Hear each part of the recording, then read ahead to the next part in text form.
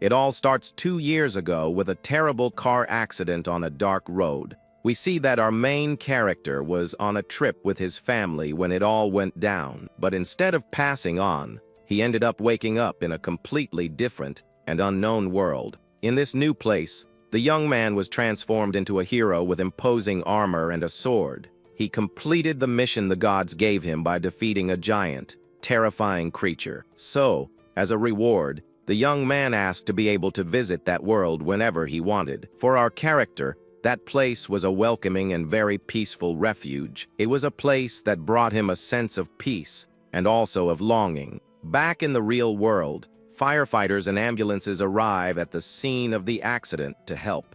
The main character then wakes up in a hospital bed with some bandages on his face. From that terrible event, only he and his brother managed to survive. Next, the two brothers are seen at their parents' memorial, paying their respects. Our character stares at the memorial with a serious expression while his brother cries in sorrow. So, whenever he needed some comfort, the young man would return to the other world to fight. He visited that place several times to face enemies and ease his pain. There, the hero faced all sorts of monsters to forget the problems in his life. And each time he returned, he fulfilled the requests made by the gods of that universe.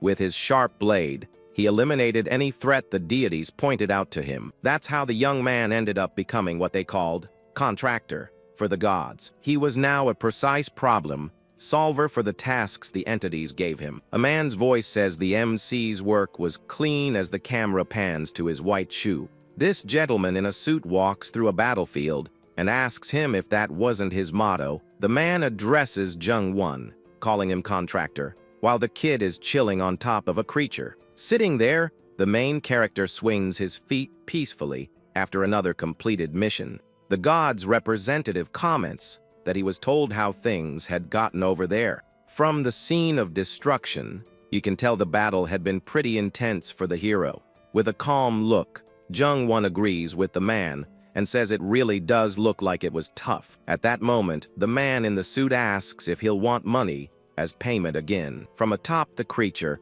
the protagonist looks down at the man and answers with a loud no. With a slight smirk, he says that for this job, the payment will be something else. Jung-won then reveals that what he wants in exchange for his services is his retirement. The man is surprised by the request and asks if he might know the reason for that decision. The hero explains that his brother is a teenager now, and he needs to look after him, on top of living his own life. The representative of the gods seems to understand the young man's reasons and accepts his choice. Jung-won is surprised by how easy it was, but the man says he can't question a decision made for family. The gentleman thanks him for all the protection and says they'll find other heroes to take his place. Satisfied with the answer, the main character thanks him for everything and says goodbye to that world. 1 month later, we see Jung-won's brother lying on the couch, scrolling through his phone in their apartment. Just then, the MC arrives and places a bag of food on the table,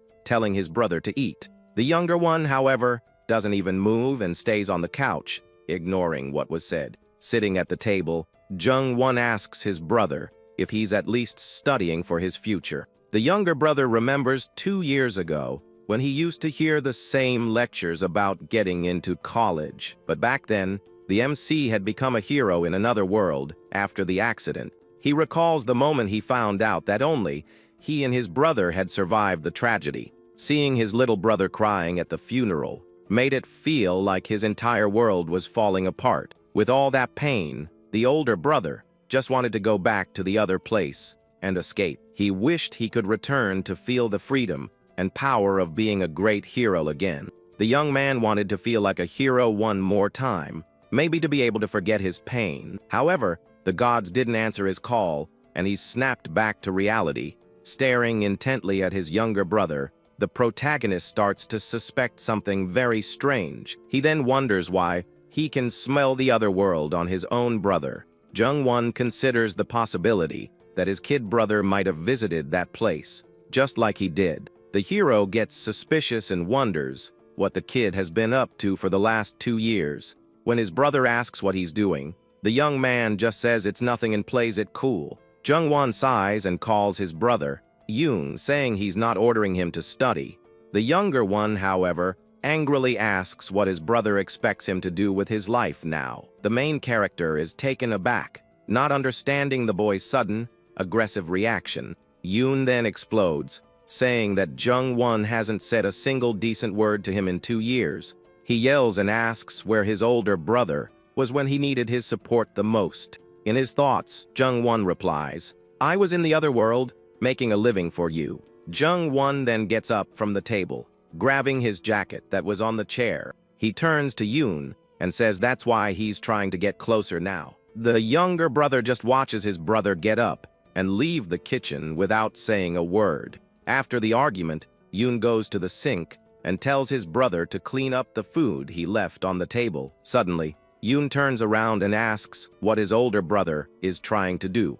He looks confusedly at Jung-won, who is picking up the sweatshirt that was on the chair. With wide eyes, the boy seems to understand what the main character is about to do. Yoon then grabs the tray with the food and starts washing it in the sink in silence. He thinks to himself that whenever his brother wore those clothes, the smell of the other world got stronger. Determined to find out the truth, Yoon decides he needs to verify his suspicions. The boy eyes the sweatshirt left on the chair and hatches a plan in his mind. He then grabs his older brother's sweatshirt and leaves the house without the other noticing. Jung-won, who was lying on the couch, asks where his brother is going in such a hurry. Yoon believes that if he wears his brother's clothes, he'll be mistaken for him and be able to get into the other world. With the sweatshirt on, the young man opens the front door, determined to finally go back. The protagonist just watches his kid brother leave without any explanation and is lost in thought. 3 days pass since the younger brother left home without a word. Jung-won tries to call him, but the calls go straight to voicemail, leaving him worried. He refuses to believe his brother's disappearance has anything to do with the gods. Suspicious, the hero thinks there's no way his little brother's disappearance could be linked to that other world. Suddenly, a golden light appears, and a voice says that it can't deny that possibility. The representative of the gods shows up and reveals that the main character's brother is in the other world.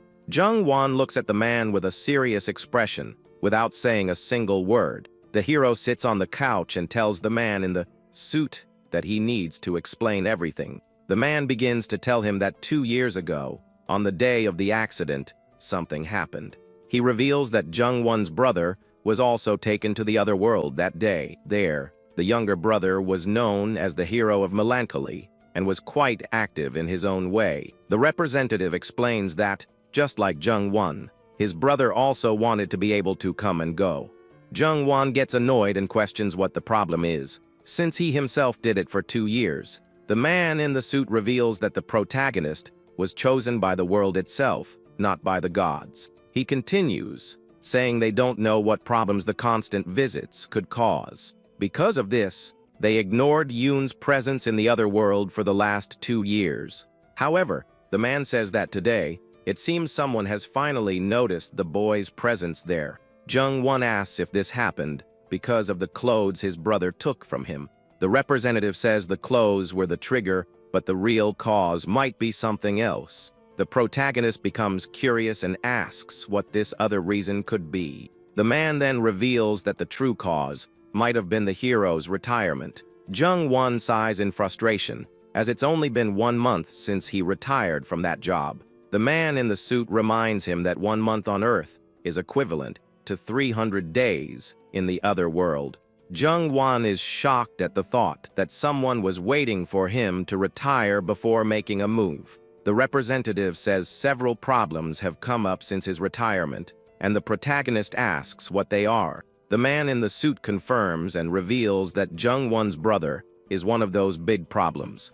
So, Jung-won says he just needs to find who created these complications to solve everything, but the man explains that it's not easy because of something called contamination, and the hero wonders what that is. The representative begins to explain that it all started 3 days ago in Earth time, or 1 month in the other world. He says a phenomenon of unknown cause began when Yoon returned, and they call it contamination. At the center of it all is the hero of melancholy, Jung-yoon, and the contamination appears wherever he goes. Jung-won suggests following the contamination to find Yoon, but the man says it's not that simple. Apparently, this contamination not only hides the boy's tracks but also affects the lords. These lords are the powerful rulers of that world and seem to be getting influenced. The representative adds that the phenomenon even affects the gods of that universe. With this, the protagonist understands that this so-called contamination is directly linked to his brother. And to find his little brother, he'll have to find the culprits and solve all the problems that have surfaced. The man in the suit agrees, saying that's exactly what he needs to do to save Yoon. The hero is outraged and asks why he should have to clean up a mess they created themselves. To convince him, the gentleman reveals that soon, the time on Earth and in the other world will be synchronized. Jung-won is shocked by this possibility, and the man says that's why he came looking for him. The representative then says he'll show him what his brother is doing at that very moment. Just then, a vision shows dragons and monsters invading and destroying a modern city on Earth. The man asks if he feels responsible now, while Jung-won asks if Yoon did all that, and he confirms. Jung-won thinks that creating a gate of that size to Earth is something no one in that world should be able to do. He then tells the representative to give him back his powers, and he'll handle the situation himself. But the man says that's a problem because, due to the contamination, they can't restore his powers. The hero gets ticked off and asks if there's basically nothing they can do to help. The man in the suit confirms that unfortunately, there's nothing they can do for now, but tells him not to worry. He reveals that they've prepared their own contingency plan to deal with the situation. With a serious look, the man says goodbye and vanishes from the room, leaving the protagonist behind. Meanwhile, in the city, monsters continue their attack, and people run in desperation, screaming for help. Jung-won observes the chaos and thinks he'd like to help the people who are in danger, but without his powers, jumping into the fray would be way too dangerous, and he might not survive. He then decides he'll take care of the situation on Earth. After he gets Yoon back safely, his priority right now is to go through the gate and find a way to get his powers back. The protagonist leaps from a building and runs at high speed through the streets of the destroyed city. He spots a blue gate glowing in the middle of the street and tells himself he's found it. But as he gets closer, he realizes there are a few monsters guarding the passage to the other world. Jung-won identifies 2 orcs and a goblin blocking the path to his objective. He figures that if he runs at top speed, he can lose them and get through the portal. The monsters see him approaching and get ready to attack the young man running in their direction. The hero doesn't hesitate and keeps running toward the portal with the monsters hot on his heels. He knows that if he stops for even a second, it'll be his end, so he can't slow down. As he crosses through the portal, he realizes an orc came out of it, right in front of him. The protagonist is surprised and tense, seeing the creature emerge from the portal so unexpectedly. The muscular and imposing orc readies its wooden club to attack the young man. Jung-won grumbles about the terrible timing, since he's currently powerless. He dashes to dodge the monster's attack, which relentlessly pursues him through the passage. With his heart pounding, he wonders if he'll be able to dodge the blow in time to survive. By a hair's breadth, the hero manages to evade the orchid's attack, which misses by inches. Relieved, he yells that he managed to dodge it, and now just needs to get all the way into the portal. But the monster doesn't give up and charges again, weapon in hand, to strike him. The creature hits him squarely with a powerful blow, sending him flying into the portal. The protagonist is thrown a great distance and passes through the passage in a rough and violent way. On the other side, the orc watches the young man disappear into the portal's darkness after being hit. Jung-won lands on the ground on the other side, exhausted and out of breath after the short battle. He gets up slowly and wonders if he managed to cross the gate and reach the other world. The young man needs to hurry before the monsters can catch up to him in there. But when he turns around, he realizes the glowing blue gate has simply vanished. Confused, the protagonist wonders why the portal disappeared all of a sudden without any explanation. He's never seen anything like this happen before and gets worried about the unexpected situation. The young man questions if the portal's disappearance is also because of that so-called contamination. With no way back, he draws his sword and prepares to fight. With his sword, he unleashes a wave of blue energy that destroys everything around him. He remembers how he used to defeat hordes of enemies with a single blow. A month ago, that would have been possible, but now, without his powers, he's vulnerable. The hero feels a sharp pain in his back where the orc hit him. He complains about the pain and notices his shirt is torn where he was struck. Fortunately, the wound doesn't seem serious, but he knows that even an orc would be a problem now. The protagonist realizes he forgot that he's now just a regular, powerless person. Suddenly, he hears footsteps approaching and gets on high alert for what's to come. He hides behind a rock to observe who is coming his way. Cautiously, he peeks over the rock to see what awaits him in the darkness. From the sound of the footsteps, he counts 1, 2, 4 of them and deduces they must be small. From the light steps, he realizes they aren't orcs and prepares for the encounter. Looking down, he sees a group of goblins and humans walking with torches. Hidden, he confirms they are goblins and carefully assesses the situation. He knows they're fast but not impossible to defeat if he has a good plan. Jung-won thinks that if he keeps his distance, he can deal with them one at a time, but one of the goblins spots him hiding and gets ready to attack the young man. With no time to waste, the protagonist charges forward and kicks one of the goblins in the head. He moves quickly and precisely to give the enemies no chance to counter-attack. However, a stronger goblin with red eyes appears to face him. Jung-won and the goblin face off in the dark cave, ready for the approaching battle. Further back, he sees other goblins guarding a golden chalice on a makeshift altar. The hero wonders where they suddenly came from, since there was no one there before. He had checked the path, and there were no other passages, so there could only be one way out. With wide eyes, he realizes that the path he came from has also disappeared. Now he's trapped in the cave with the goblins and the chalice. With no way to escape, he looks back and wonders why there's no longer a path for him to leave. The stronger goblin takes advantage of the distraction and lunges to attack the protagonist with its club. Jung-won turns and sees the creature coming at him with a furious look. The hero braces for impact, crouching and releasing a blue aura from his body. He charges toward the goblin and hits with a powerful shoulder tackle. The impact is so strong that the monster is thrown back, and the protagonist slams into it with full force. Both fall to the ground after the collision, and Jung-won quickly gets up to continue the fight.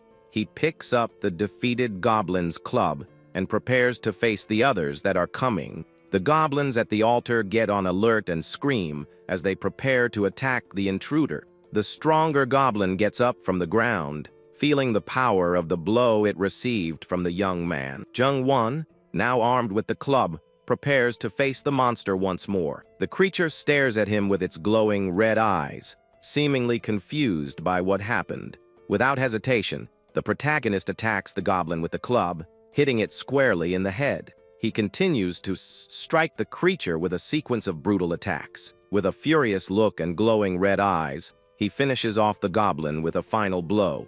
The other goblins at the altar watch the scene without moving from their positions.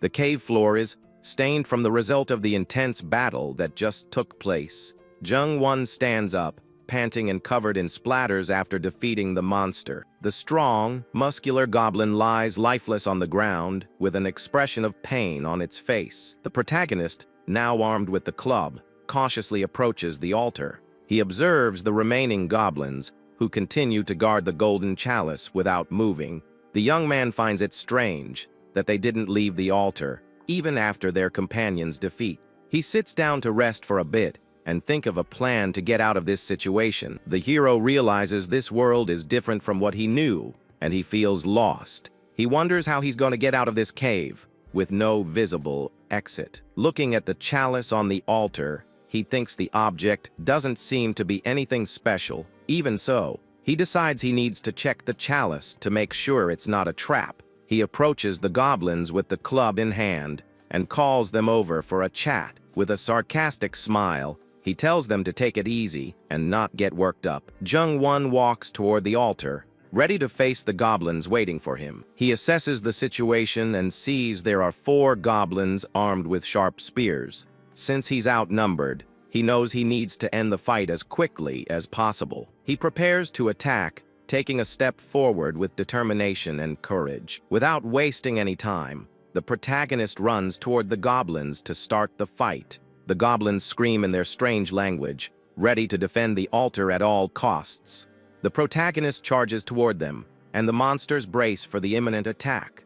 He dodges the first spear and lands a powerful blow to the face of one of the goblins. With a swift move, he dodges another attack and prepares for the next one. He grabs one of the monster's heads and hits it with a knee right in the face. The goblin can't take the hit and falls to the ground, defeated by the young man's strength. Another goblin tries to attack him from behind, but the hero is aware of every move. The remaining goblins point their spears at the protagonist in an attempt to intimidate him, but the young man isn't fazed and throws one of the spears to the ground to create a diversion. He takes advantage of the distraction and runs toward them to continue the fight. With a determined look, he prepares to face the last remaining goblins. He dodges the spears and manages to get past them, getting close to the altar. The protagonist grabs one of the spears and uses it to defend himself from the monster's attacks. He spins the spear skillfully and uses it to attack the goblins at the same time.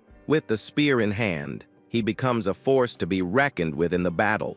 He breaks the spear in half and uses both parts to attack the enemies. With swift and precise movements, he mercilessly defeats the goblins one by one. The hero's face is covered in splatters, but his determination doesn't waver. He uses the broken spear to pierce the last goblin that dares to face him. The last goblin appears with its face red with rage at him. With a final blow, he smashes the last goblin's head, ending the battle for good. He continues to beat the monster to make sure it won't get up again. After the fight, the protagonist throws the goblin to the ground and pins it with his body. He holds the creature tightly so it can't escape his grasp. The goblin struggles and screams, trying to break free, but the hero is stronger. The young man chokes it with his arm until the creature stops moving and loses consciousness. The goblin taps the ground in surrender, but the protagonist doesn't let go.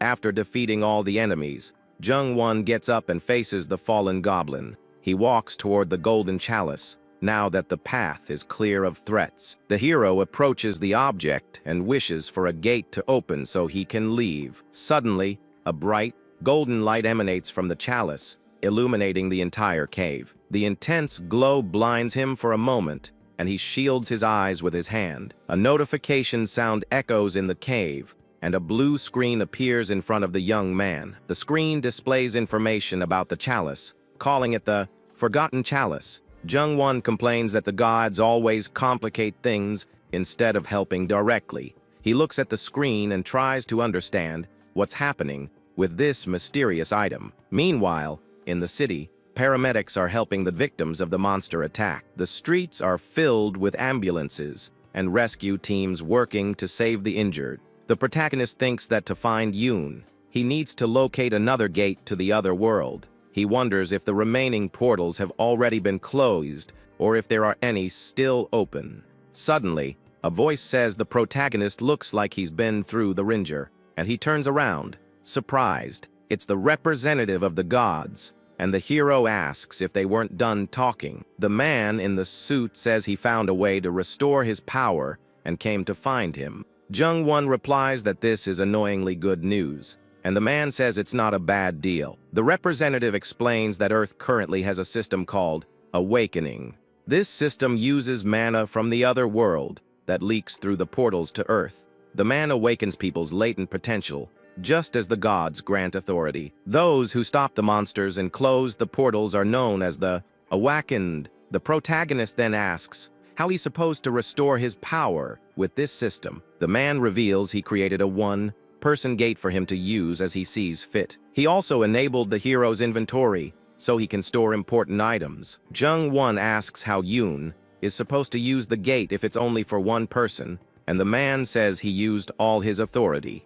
The man in the suit says that item is what he needs to find his younger brother, but the young man argues that just The gate won't give him back the power to fight. The man explains that to regain his power, he'll have to use the system of the awakened. The hero says he's not an awakened, and the man says that not even the gods can bend the rules. The representative hands him a necklace and says the quests and rewards will come through it. Jung-won asks about the rewards, and the man says he'll be able to use his original powers in a limited way. The man in the suit says they're both in a hurry, so he'll explain everything bit by bit. He tells him to go to the butterfly forest, and a quest screen appears with the task. The mission takes him to a village near the butterfly forest, west of the kingdom of Bosk. A blue portal opens in the forest, and a sound like thunder echoes through the quiet place. The protagonist steps out of the portal with a firm stride, ready to begin his new mission. He walks with confidence, enveloped in a blue aura that follows him wherever he goes. Upon arriving at the village, he carefully observes his surroundings, so as not to be caught by surprise. He analyzes the village outskirts with a serious and cautious look for what he might find. Suddenly, a lit torch illuminates the dark night of the village, catching his attention.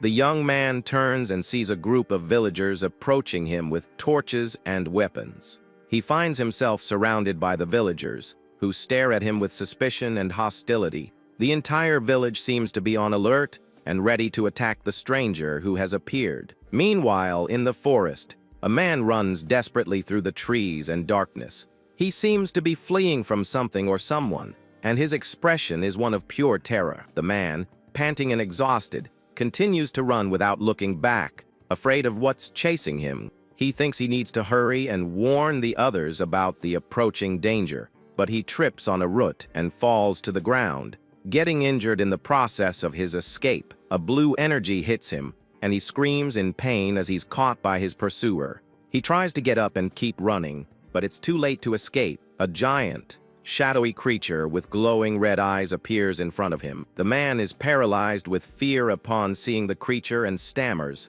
unable to speak. He screams in terror as he's surrounded by blue butterflies flying around him. After everything, the village leader apologizes for the misunderstanding from earlier. Jung-won says it's natural to be on guard when a stranger shows up so late at night. The man then asks what the young man came to do in the forest at this hour. The protagonist replies that he needs to find someone who is lost in the dark forest.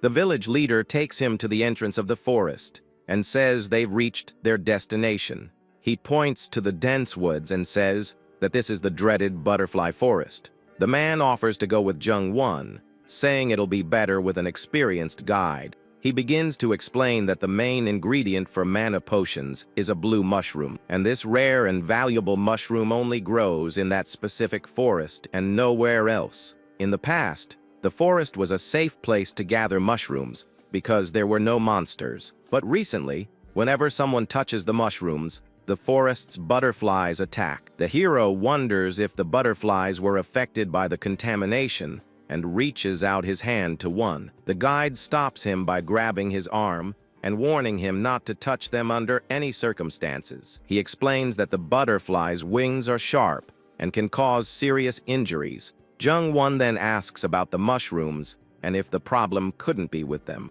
The man says he has already checked the mushrooms and found nothing wrong with them. The only conclusion is that the butterfly's behavior has changed for some unknown reason. The two enter the forest, following the trail with the guide lighting the way with a torch. Suddenly, they hear a strange noise and stop to investigate the source of the sound. Jung-won questions the guide about there being no other monsters, and the man says he didn't know either. The guide yells for them to run faster as they flee from something in the dark forest. The protagonist asks what happened to everyone, and the guide looks at the frightened villagers. One of the men explains that they were attacked by the forest butterflies for no reason. The guide is shocked, as the butterflies had never attacked anyone before that day. The man admits he got greedy when he saw the mushrooms and apologizes for what happened. He asks about a man named Sam, and the other says they will look for him when morning comes. The village leader is furious with the man's attitude and glares at him with a look of anger. The man suggests that Jung-won also come back in the morning, but the hero has other plans. He appreciates the concern, but says he has no time to waste and needs to keep going. The protagonist and the guide continue their search through the dark and dangerous forest. Suddenly, Jung-won stops and notices something strange on the forest floor. He sees a leather pouch on the ground and wonders what could have happened there. Shocked, he questions if the butterflies were responsible for that. He asks the guide if he's sure there are no other monsters in the forest. The man says this is a first for him too, and that there might be something else in there. The protagonist becomes thoughtful upon hearing the guide's words and analyzes the situation. He points to an area further ahead and asks what's in that direction. The guide looks at the area and says the atmosphere there seems a little different than usual. He explains that it's the deepest part of the forest, where it connects with the mountains. That's where the blue mushrooms grow in large quantities, which is why it's a dangerous place. Jung-won wonders if he'll find any trace of his brother Yoon in that place. He asks the guide if there's a chance that monsters came down from the mountains into the forest. The man replies that normally he'd say no, but now he can't be sure of anything. They continue walking along the trail, but find no clues about Yoon's whereabouts. The protagonist gets frustrated that there isn't a single clue to follow and feels lost. He wonders if the contamination can really erase someone's tracks so completely. Suddenly, the guide stops and touches his chest, as if he's feeling something strange. The young man asks what's wrong, and the guide points to the ground with a worried expression. He looks at the ground and sees that there are far more animal droppings than normal. The hero asks if that's dangerous, and the guide explains the situation in more detail. Normally, they would only see a small amount scattered here and there throughout the forest, but he's never seen such a large concentration of droppings in one place before. The forest is covered in a blue mist, and the two look around with apprehension. A tree with twisted branches and a purple aura catches their attention in the darkness. The guide says the forest is changing, and something very strange is happening there. An intense blue light emanates from the center of the forest, illuminating the trees and the sky. A swarm of blue butterflies appears out of nowhere, flying in sync through the forest. Jung-won calls the guide by his name, Liam, and warns him of the approaching danger. He says that from here on out, things will get dangerous, and that the guide should go back. But Liam unsheathes his sword and says he'll stay with him until the end of the journey. Jung-won says he can't promise to keep him safe as the butterflies close in. Liam prepares to fight with his sword as the butterflies attack with their sharp wings. The protagonist notices something moving in the darkness and gets on alert for what's to come. He says something is approaching and gets ready for the fight that will follow. The ground shakes and rocks start falling from the sky, as if something massive is moving. Liam wonders what in the world is in this forest as he prepares to fight. Sharp spikes shoot out from the ground at high speed, nearly hitting the two companions. A giant butterfly-like creature emerges from the depths of the forest. Jung-won recognizes the creature and smiles, saying it's a pleasure to meet it here. He calls her Exotica and says it's been a while since they last saw each other. The creature stares at him with its red eyes, and the protagonist asks if she's changed much. Exotica is the name of the butterfly queen and the administrator of the forest near the plains of Bosque. A map shows the location of the butterfly forest and the plains of Bosque. The butterfly queen is an imposing and powerful figure with glowing blue wings. Jung-won wonders why she came to the forest, so far from her plains. With a powerful punch, he prepares to face the butterfly queen head-on. The creature attacks with its sharp wings, but the hero manages to block the blow with his body. Liam is shocked to see that the young man managed to block such a powerful attack. But the smaller butterflies take advantage of the distraction and attack the guide without mercy.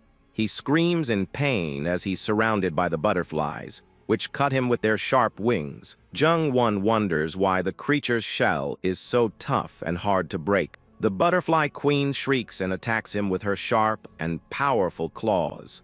She launches spikes from the ground toward the young man, who tries to dodge the attack at all costs. The protagonist is thrown back by the force of the impact and falls to the ground, injured.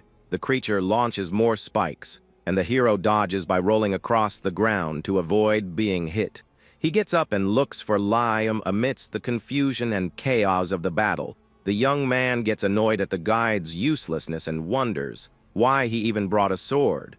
He sees Liam fighting off the smaller butterflies with his torch and sword in hand. The butterfly queen flies toward Liam to attack him with her claws. Jung-won shouts the guide's name and runs to save him from the creature's imminent attack. Liam is confused and scared to see the young man suddenly running towards him. The queen attacks, and the protagonist shoves the guide aside, saving him from the fatal blow. The forest is covered in a thick dust after the impact of the creature's attack. The dust begins to settle, and visibility gradually improves, revealing the scene. Liam coughs from the dust and tries to understand what just happened there. Jung-won tells him to be quiet, and Liam asks what he's suddenly doing. The hero tells him to run as far away as possible while he distracts the queen.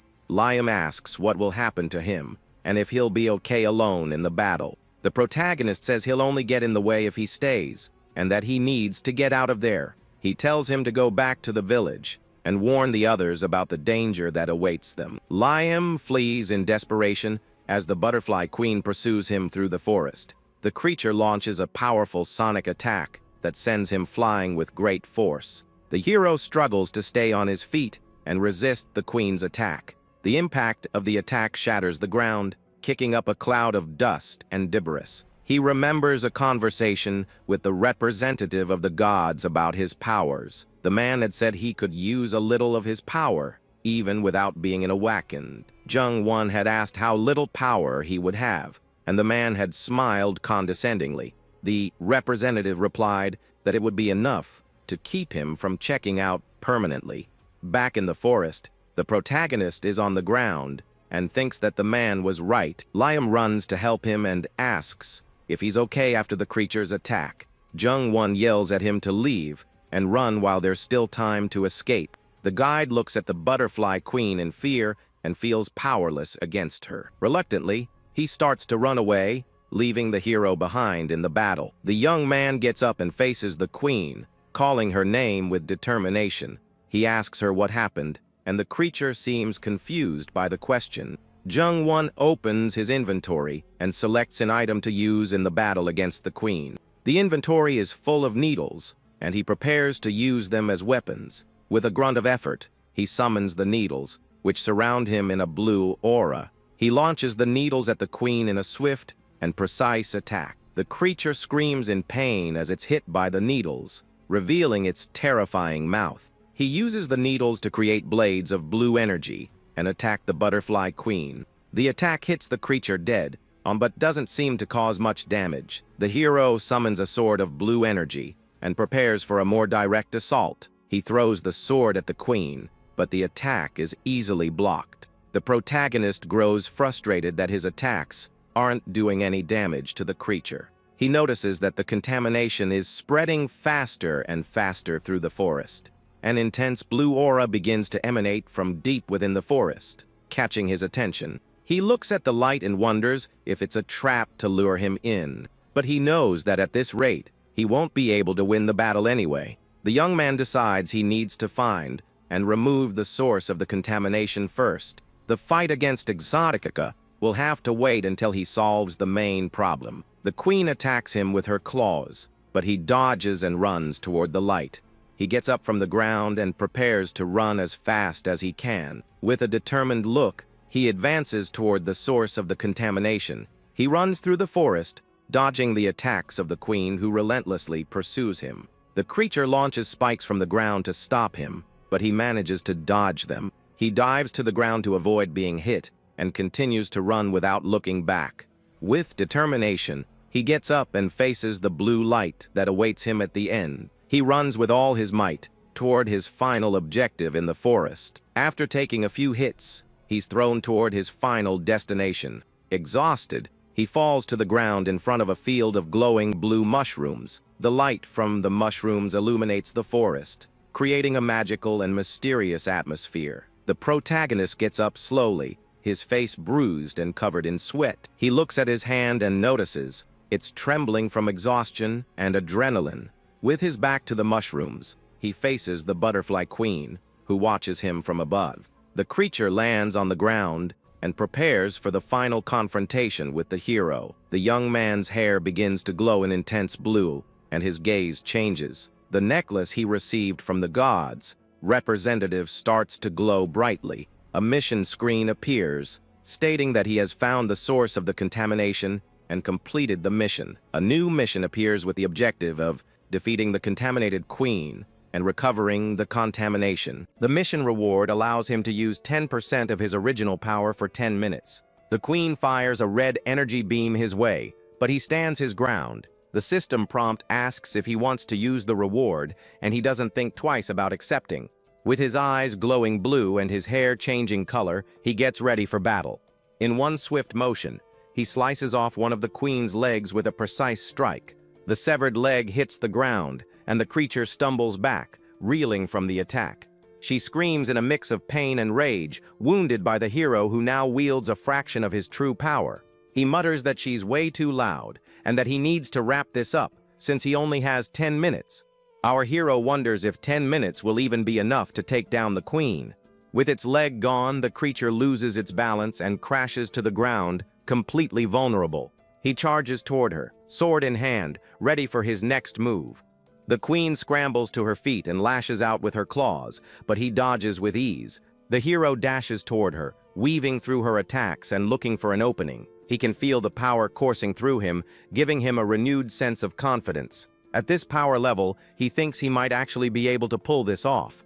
His plan is simple: take out the remaining legs, then go for the creature's core.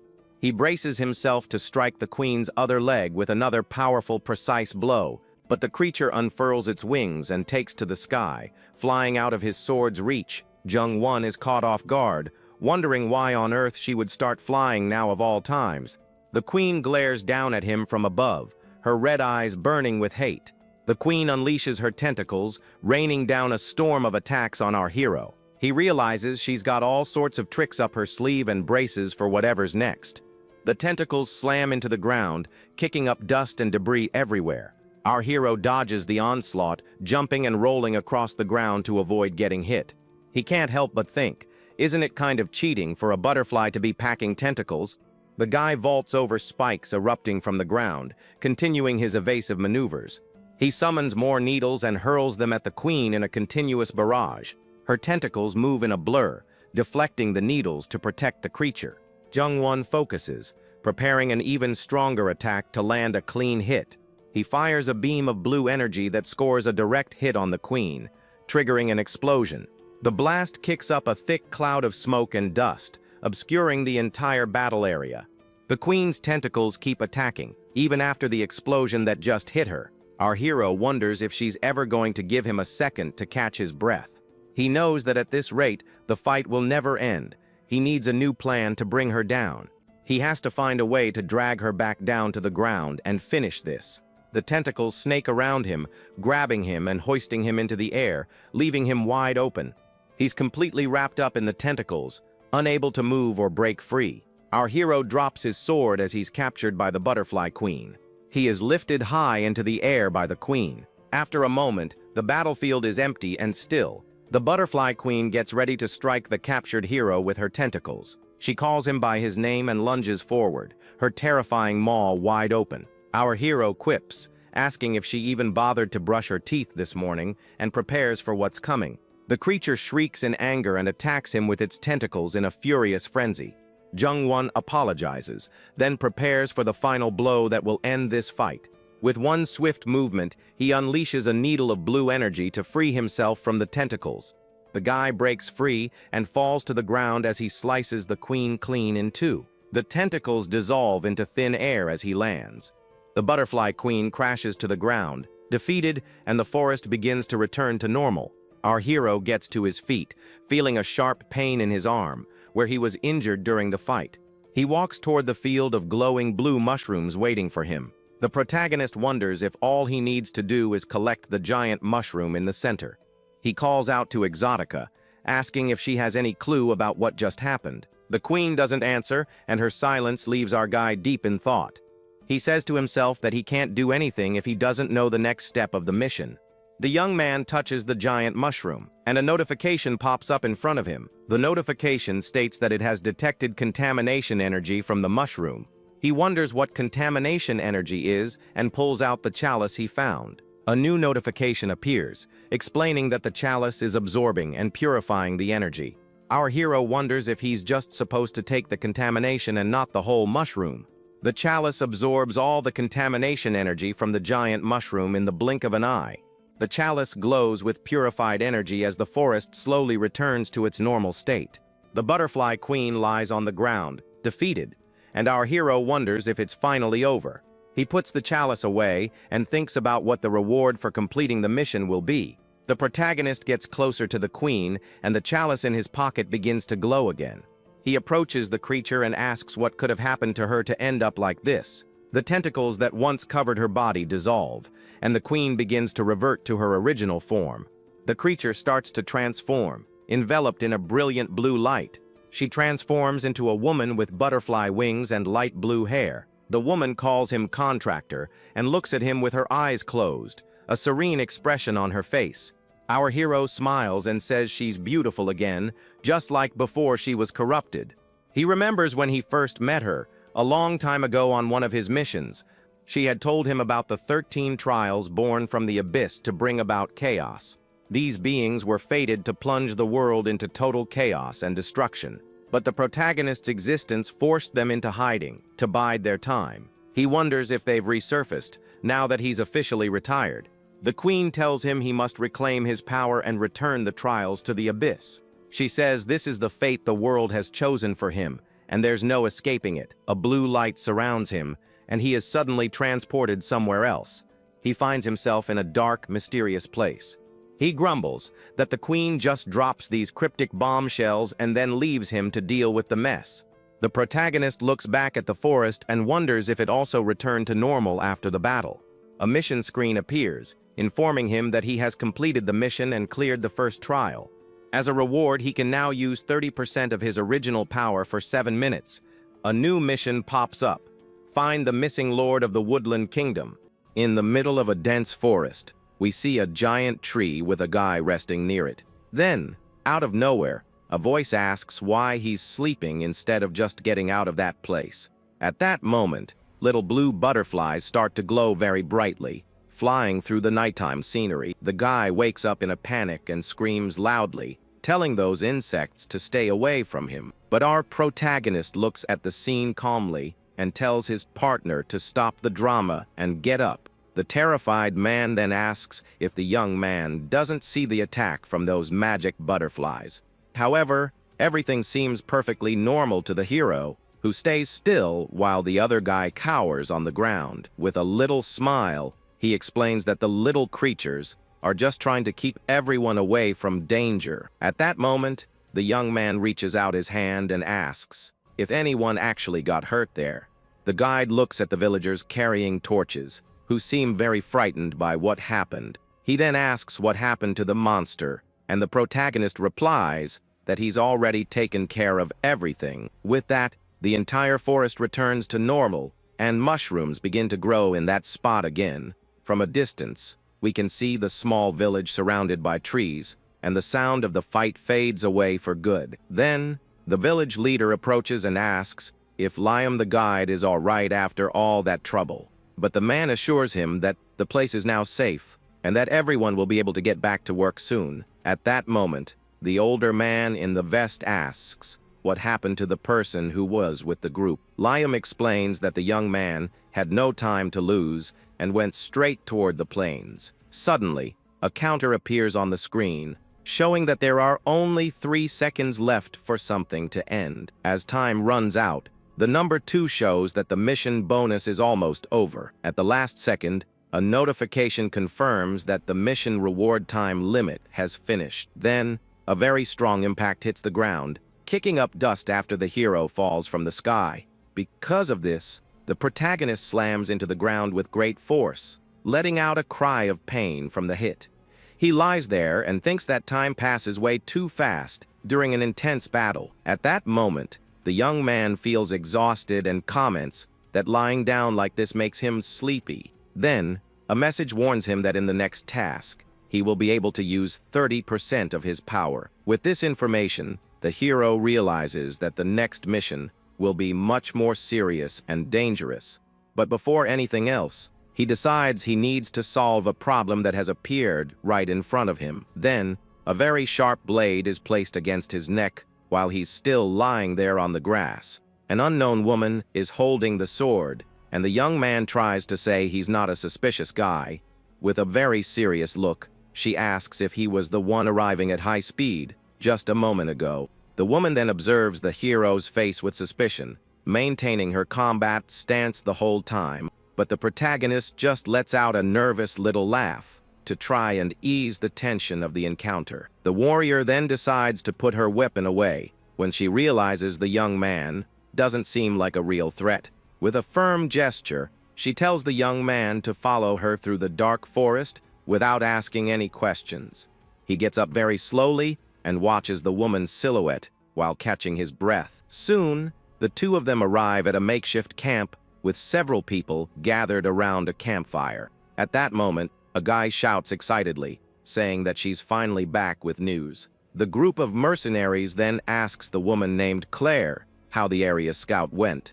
Calmly, she replies that she didn't find anything unusual nearby besides the hero following her. Then, the big guy with a red beard asks where she found this fellow and if he can be trusted. But the warrior assures them everything is fine, while our hero observes the new faces. With a friendlier tone, the bearded man offers the young man a place to sit and rest for a bit. Meanwhile, the flames of the campfire crackle, creating a warmer atmosphere on the cold night. Everyone settles onto the logs, and they begin to talk about the job they are doing. The protagonist accepts a drink and watches the mercenaries closely while taking his first sip. On the ground, we see a broadsword resting near the things they are carrying through the woods. We then notice some wagons filled with barrels that seem to belong to a merchant caravan. The hero then comments that they are mercenaries and seem to have plenty of experience in what they do. The redhead confirms this and explains that currently they are working as security for local merchants. But the young man finds the situation strange, asks if they aren't trusting a stranger too much. He questions if the group really thinks they would win a fight if he were a real enemy. The leader of the group lets out a somewhat sinister smile and comments on the concept of being careful. At that moment, the eyes of the other mercenaries begin to glow with a very intense and bizarre red. With a mean look, the bearded man shows that they are hiding a very strange secret. Then, Claire also reveals her reddish eyes, proving that no one there is a normal human. The hero senses the danger immediately and thinks that they are all actually monsters in human form. But the big guy ignores the heavy atmosphere and says they fully trust the woman's judgment. With that, the warrior continues drinking calmly, ignoring our young hero's shocked expression. Suddenly, the tension rises as the redhead clenches his fist tightly and asks a direct question. He demands to know what the young man is doing out so late, and if he's part of the demon army. He replies very calmly that he was just on his way toward the Great Plains. The other mercenary finds the answer odd and asks why anyone would go there right now. The young man then asks if there is a very serious problem happening in that specific region. With that, the bearded man begins to explain that the plains are suffering from a strange plague. He says that it's not just humans, but all of nature in that place is dying and becoming uninhabitable. The warrior in armor adds that the villages near the royal castle have already been completely abandoned. Then, the redhead admits they used the escort job just as an excuse to escape from there too. Upon hearing about the contamination, the young man realizes that the system is guiding him along his brother's trail. Meanwhile, inside a well-lit tent, we see some guys organizing maps and papers. The group leader analyzes the routes on the paper to decide the best path to follow. He looks at the red marks and comments that the kingdom's situation is practically irreversible. With a thoughtful look, the elf plans to rest near the forest before crossing the border. At that moment, the merchant master reflects on whether it would be better to take a ship from other ports. But a noise from outside catches his attention, and he decides to put the documents away very quickly. Back at the campfire, the red-headed giant starts laughing loudly, saying the young man knows nothing. He confesses that for a second, he thought the hero was from the Demon King's forces. The big guy then relaxes and asks who the young man really is, since he doesn't seem to be an enemy. Suddenly, the caravan master approaches, and the guys mention that the boss has finally woken up. The man with glasses widens his eyes when he sees the hero's face and seems quite surprised. The protagonist is also confused by the stranger's sudden reaction as he stares intensely. Then, the elf asks in a low tone if that young man in front of him is the great legendary hero. The young man gets a bit tense and asks if that elegant gentleman's name happens to be Roll. From a distance, we see the small camp surrounded by the shadows of the dense, silent forest. The protagonist decides to be honest and tells everyone that his younger brother ran away from home. With this revelation, a heavy silence falls over the group, and the mercenaries exchange looks. The group leader asks if he heard correctly, and the merchant master seriously confirms the story. But Erickson makes fun of it, saying that if crossing worlds were that easy, he'd want to try it too. The young man then explains that he heard his brother pass through the plains, which is why he's looking for information. At that moment, the elf warns that it will be very difficult to find the Lord since he disappeared a long time ago. With a somewhat grim expression, the warrior Claire comments that some rumors say he has passed away. The hero is shocked by the news and asks if the powerful Lord has really gone to a better place. We see the imposing image of Maracas, the lord of the land who was respected by everyone. Legend says that wherever he walked, life would flourish in a magical way instantly. With just a touch of his feet, the dry ground would turn into a green lawn full of beautiful flowers. His power came directly from the heart of the earth, and no one could come close to his level. The protagonist thinks that even if something happened, the influence of someone so strong wouldn't just vanish. He wonders if one of those trials mentioned before could have corrupted the soil. The hero remembers the Butterfly Queen and questions if the beings she mentioned really have that much power. Thoughtfully, he puts his hand to his chin and decides to investigate further into what happened that day. Then, the young man asks the group to share more details about the exact moment the Lord disappeared. With a sigh, the redhead Erickson agrees to tell what he knows if it helps the young man's search. He begins to tell the story, remembering that everything happened right on the day the plague started. At that time, they were in a commercial city, and a warning about bandits was given to their group.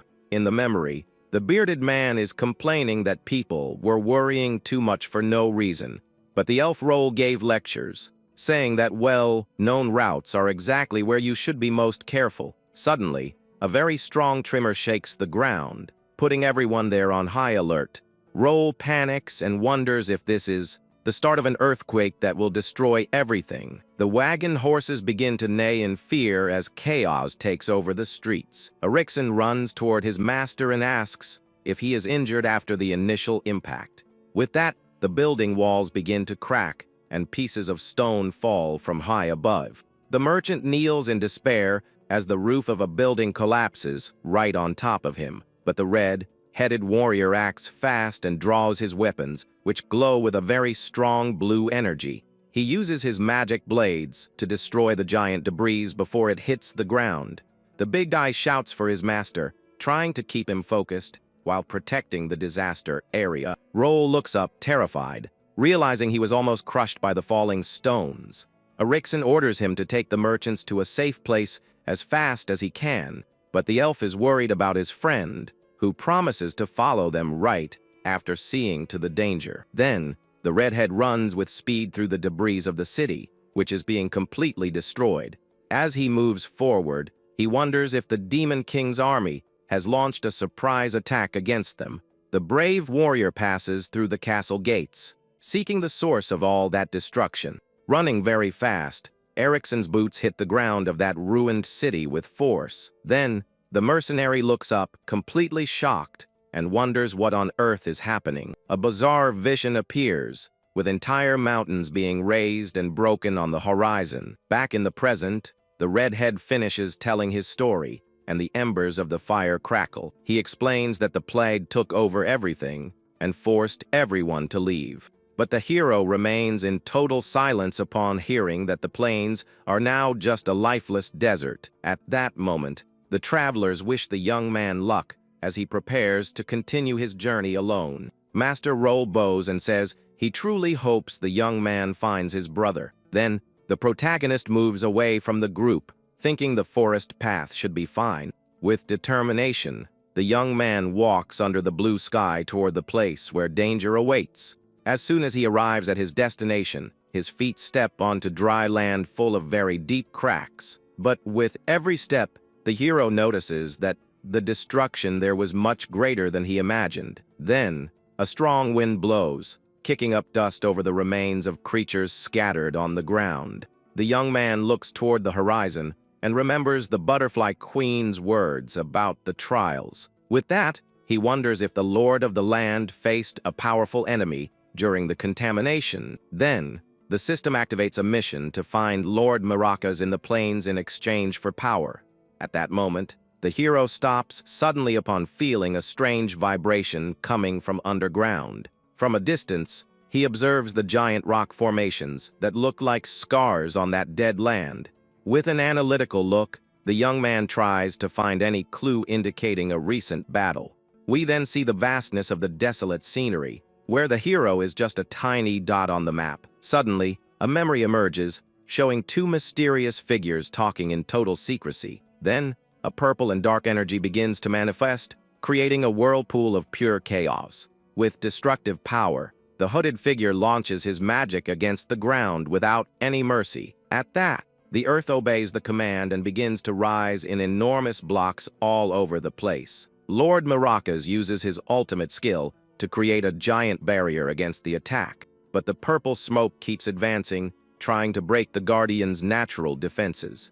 With a deafening noise, the rocks collapse, causing complete destruction everywhere. That was the technique, called the Great Wall, but now only stones scattered on the ground remain. The hero walks among the debris, and has no doubt that the lord of the land was there. Then, the young man touches the stones and notices remnants of an evil energy still pulsing in the area. But he regrets that too much time has passed to be able to understand the details of the fight. The young man observes the endless plain and wonders if he will have to search every corner of it. In the middle of that stone cemetery, the protagonist continues his search alone for any clue. Then, he places his hand over his eyes and tries to see something beyond the dust covering the horizon. With that, the young man notices bones and horns of giant monsters that seem to have been defeated there. Suddenly, the ground shakes again with an absurd force, making everything around shake violently. The hero is startled by the size of the tremor and tries to balance himself on the loose rocks. He grinds his teeth and realizes that something was indeed very wrong nearby. Then, the system panel appears, confirming that he has finally found the objective of his search. With a blue glow, the message warns that the corrupted lord has been found and the mission is done. But at that exact moment, the ground explodes, throwing giant pieces of rock in all directions. The hero jumps back while drawing his glowing weapon to face the new danger. The young man coughs because of the intense dust and stares at the creature emerging from the depths. From above, we see the protagonist before a giant being that has sharp claws and a shell. With a dragging sound, the monster begins to reveal itself completely, coming out of the crater. Then, a giant and terrifying dragon appears, its red eyes glowing with pure hatred and evil. The beast stares fixedly at the hero, while a dark aura comes from its entire scaly body. The young man is shocked to see a dragon, and wonders where the real Lord Maracas could be. The system emits an alert sound, while the young man prepares for a very difficult combat. With a cut on his face, the hero realizes that this battle is going to be much uglier than usual. Then, a new task requires him to defeat the corrupted lord of the land to purify his soul. Suddenly, the protagonist is floating in a dark void before a somewhat purple mist. Then, a dark version of himself is sitting on his body and begins to taunt him in a cruel way. The hero opens his eyes slowly and calls for Barha, while trying to regain consciousness. But he notices he is lying in a comfortable bed inside a well-lit and clean room. At that moment, a hand holds a cup of tea, and a voice asks if he has finally woken up. The former demon king observes the young man and asks what brought him back to that bad world. With effort, the young man sits up in bed and repeats that he is only there to rescue his younger brother. Then, the hero looks at the old gentleman and explains he was looking for maracas for vital information. With that, the Dark Lord calmly sips his tea and comments on the young hero's rebellious phase. We see a world map showing the regions of Bosque and also the kingdom of Autumn. Then, the narrator introduces the former demon king, who is known only by the name Black. With that, the protagonist observes the capital and wonders how he ended up in that distant place. The young man then remembers the beating he took while blood trickled down his tired face.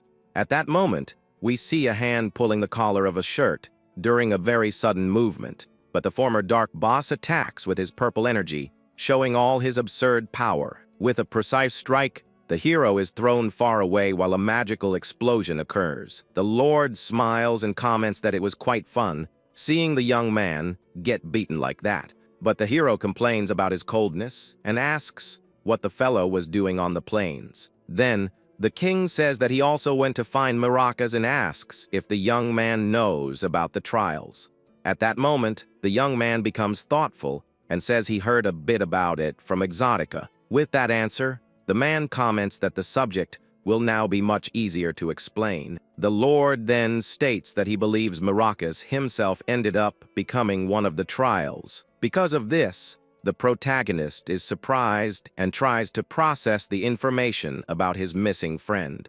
The retired villain then explains that he tried to talk to him, but the task was not easy at all. At that moment, the hero asks if it was the corruption that caused the fight between the two in that area, but the king only says he didn't lose the fight, and the young man complains that wasn't what he asked. With a serious tone, he warns that it will be impossible to get any useful information from the Lord now. The young man then questions if that giant dragon was really his former battle partner, but the Master of Shadows explains that it wasn't a dragon, but a monstrous serpent. With a terrifying image of the beast in the background, the hero asks how his friend changed so much. The scenery then changes to a beautiful building, and the Lord asks what the young man's plan is now. He then comments that the rumors about the hero's loss of power seem to be true and unfortunate. With that, the protagonist admits his weakness and reveals he plans to train somewhere first. At that moment, the sovereign becomes thoughtful while calmly stroking his long purple beard. He then decides that perhaps he can help with the young man's development, and the hero asks how, but the man orders him to rest first and warns that the details will be seen later. After 3 days pass, we see the pair walking through the outskirts of the kingdom of Odom. Then, the Lord complains that he wanted to have dressed the young man in the traditional clothes of that region. But the hero questions why they use oriental outfits there if the king isn't even from that land. Then the older man lets out a laugh and says his heart belongs to that place. And that's that. With this, we discover that in the past, Black became obsessed with the culture of the Oriental continent. At that moment, we see the beautiful architecture of a city inspired by martial arts tales. Formerly, the White Mountain connected the two worlds and allowed free travel between them. But unfortunately, this connection was suddenly cut when the passage simply vanished from the map. With the path blocked, the two lands remained isolated for a long time without any contact. Then, the king comments that some Orientals got stuck here while the hero hides the truth. Suddenly, a new character named Yane appears on the path to meet the group in the forest. The Lord then asks how the other heroes are doing and receives a positive response from the young man. At that moment, Black introduces the newcomer as the instructor who will help with the training. With a serious look, the two formally greet each other, beginning a new phase in the journey. The master praises the protagonist's reflexes and says Ain will help him recover everything. But right after, the king asks to speak with the instructor in private for a few minutes. With arms crossed, the warrior observes the young hero, who waits patiently further back. At that moment, the young man analyzes the new master and realizes he is as strong as the redhead Erickson. The hero then becomes curious and starts to wonder what the other summoned heroes must be like. Then, he notices a group of people training among the trees and observes their movements. With a worried look, the young man thinks they are going to have to face some very heavy training. Out of nowhere, the sovereign places his hand on the young man's shoulder in a gesture of confidence and care. But he quickly warns the hero not to cause any unnecessary fights with the other fighters. The young man then asks what kind of person he thinks he is while asking for a bit of space. From a distance, we see the beautiful forest, and someone pleads for everyone to just focus on the exercises. With this, we learn that those people were summoned as heroes for the kingdom of Tanya. The hero then reflects on the things that led this group to ask the Lord for help. At that moment, the young man asks Ain what his true reason for being in that place is. Sincerely, the instructor reveals it was a personal request from the Lord, and he couldn't refuse. Suddenly, an enormous paw with sharp claws crushes the plants, revealing a predator. The martial arts master notices the danger approaching and goes into high alert. Then, En runs to the front line with his magic spear and tells everyone to get ready. With that, 3 giant bears with glowing, furious eyes surround the group to attack. Then, the blonde guy named Garen smiles mockingly and asks why there's such a big show for just 3 bears. He then tells Lannis to take the right side and leave the rest to them, since they are just humans. At that moment, the young red-headed woman named Songhua prepares to provide cover for her partners. But the instructor Anne ignores the comments and goes on the attack while the others just watch. With a focused look, the master shows he is totally concentrated on ending the threat. Then, the tip of his spear hits the ground with force, while he performs a combat maneuver. The warrior then jumps very high and is positioned right above the beasts surrounding the group. At that moment, one of the animals lets out a bizarre roar, and its eyes glow in a purple tone.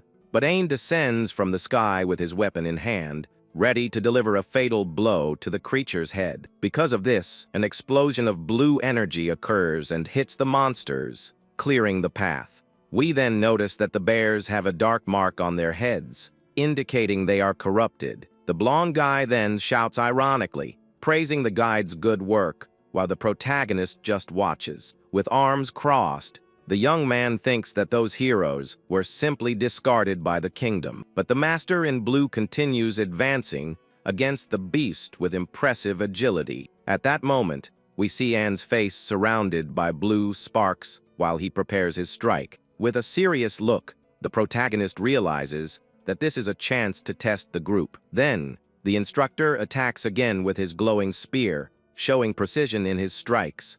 A violent impact hits the target, generating a shockwave that spreads a lot of dust. With great force, the weapon pierces the animal's thick hide, making it lose its stability. At that moment, the creature roars in pain as the attack takes effect, and red fluid splatters in the fight. The warrior then finishes his movement elegantly and prepares for the next attack. Because of this, the giant bear collapses to the ground lifeless, and the dust begins to settle very slowly. We then see a deep cut in the beast's tendon, proving the master knows where to strike. The hero notices they are trying to limit the target's movements, but wonders why. At that moment, Garen's shield begins to glow brightly, indicating the next step has been taken. Then, the Tanya trio gathers at the edge of the woods and asks if everyone is ready for the party. With a look of disapproval, the young man thinks about the habit of stealing experience from others. Then, another giant bear advances, roaring toward An, who stands firm despite the size. The master faces the danger coldly, while holding the handle of his spear firmly, waiting. Then, Garen uses his heavy shield to block the animal's mouth and creates an opening for the attack. At that moment, the 2 warriors work together to surround the beast in the middle of the clearing. But the monster snarls with great anger, trying to free itself from the pressure the humans are applying. With this, we see the evil glow in the beast's eye, which seems to be under the control of a power.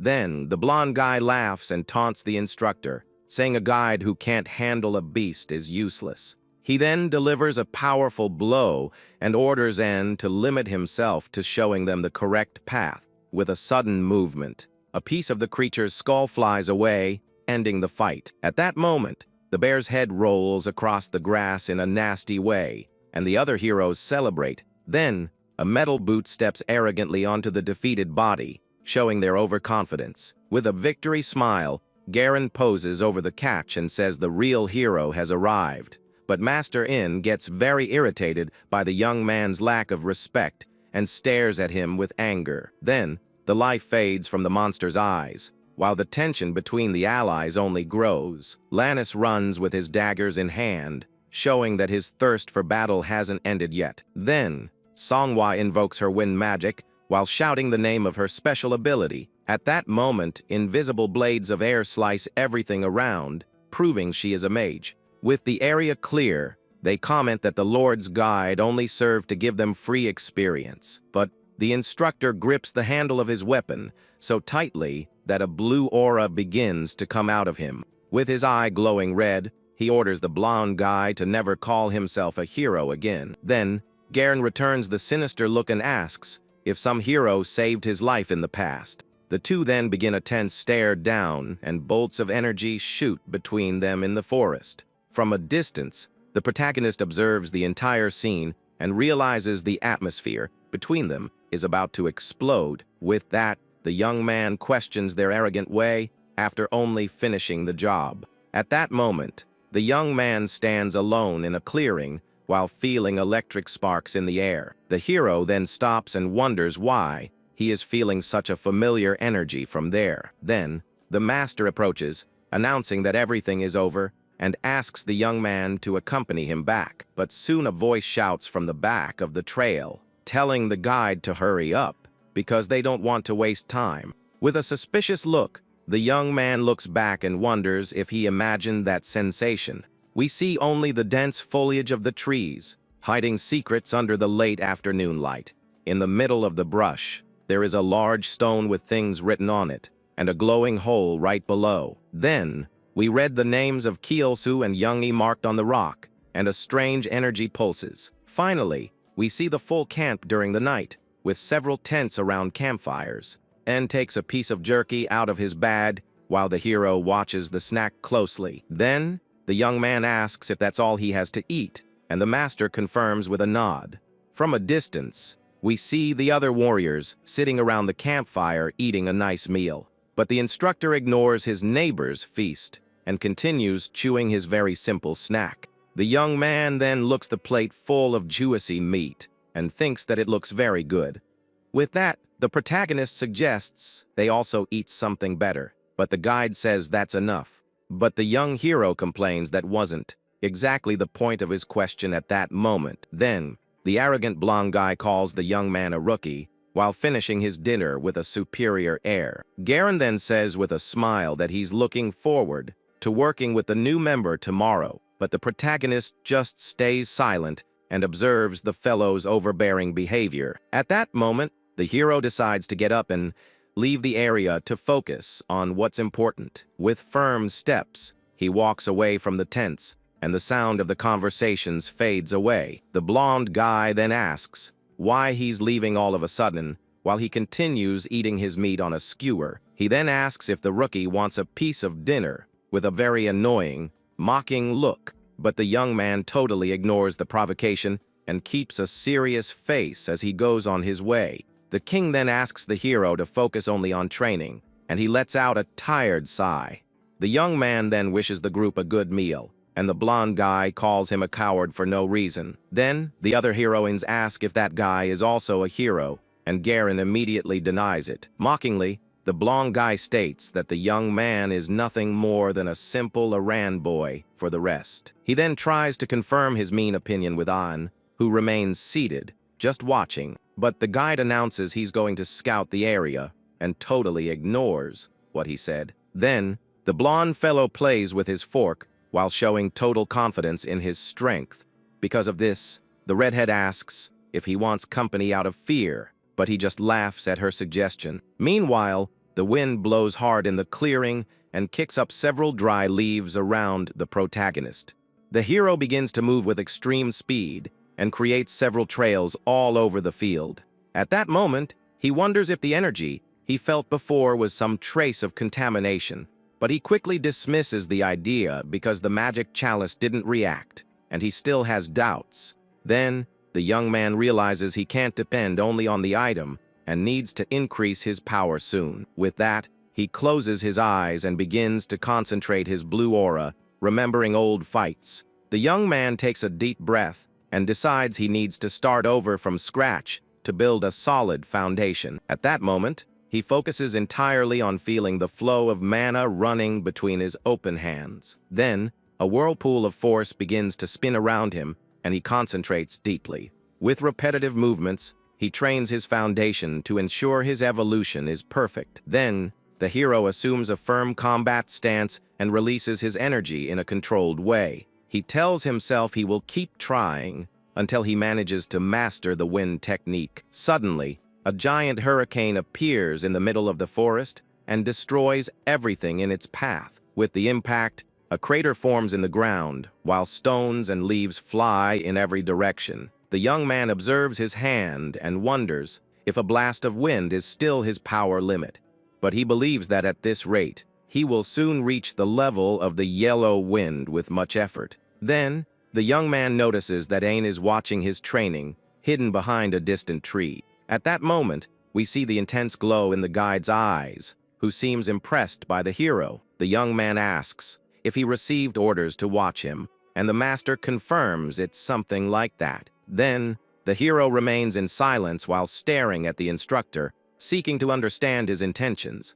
With a slight smile on his face, the warrior shows he is liking the student's determination. He then explains that he didn't want to interrupt the exercise, because the hero seemed very focused, but the protagonist relaxes and jokingly comments that the master also knows how to tease. With that, the former demon king praises the young man's reflexes and says they will help with recovery. At that moment, the hero clenches his fist very tightly, feeling his power slowly returning. He then suggests a quick practice fight to test his new skills against the instructor. Then, the master assumes his combat position and picks up his glowing blue spear with dexterity. With a sharp look, he accepts the challenge and says it's time to start the heavy training. Suddenly, a strong shockwave hits the ground, kicking up a cloud of dust in the clearing. Then, the two begin a fast exchange of blows where both of their agility is fantastic. Then, an attack grazes the hero's face, showing the seriousness of that training, but the young man reacts quickly and manages to block his opponent's advance with great precision. The instructor then asks what the hero's current level is while he prepares to attack. With that, a beam of blue light shoots into the sky as the two collide their forces. But the protagonist replies that this doesn't seem like the ideal moment to answer that. Then, the guide explains that he needs to know the young man's real state to be able to help properly. The hero then prepares to continue the fight, while analyzing every one of the master's movements. The hero reveals that his only skill is the inventory, which is why he doesn't see his current level. He then realizes that the instructor is increasing his movements on purpose to teach him. With that, the young man wonders if that is really for training or just to show off a little. Meanwhile, the warrior Claire watches everything, hidden behind a thick tree in the woods. Master N then blocks the attack and questions in what way he could help the young fighter. But the protagonist remains silent while he thinks about this unexpected offer of help. At that moment, the two exchange fast blows that kick up dust all over the battlefield. Then, the young man's gaze becomes sharper upon noticing a gap in the opponent's defense.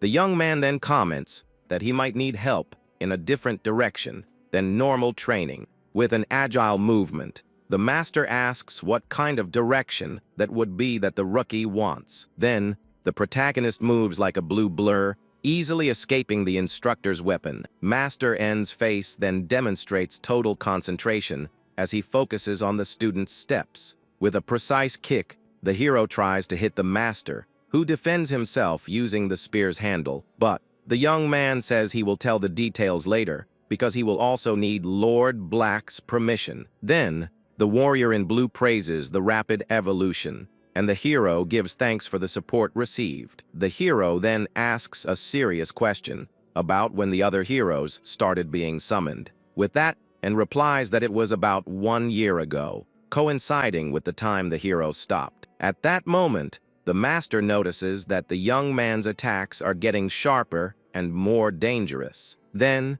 the instructor lets out a smile of satisfaction seeing that the hero is who he expected. The protagonist then maintains a firm posture while a blue mana aura circulates around him. With that, he reflects on the gods, having said they didn't have resources for new summons. At that moment, the young man wonders who is really bringing these heroes and how they are doing it. Then, we see that the contamination is affecting even the powerful lords of that world. He then suspects there might be a traitor among the gods, or that they have been corrupted. With this thought, the hero decides he must include Black himself on his list of suspects. At that moment, the young man performs a quick manual movement to dodge the tip of the enemy spear. Then, the instructor delivers a fast sequence of thrusts that the hero needs to dodge.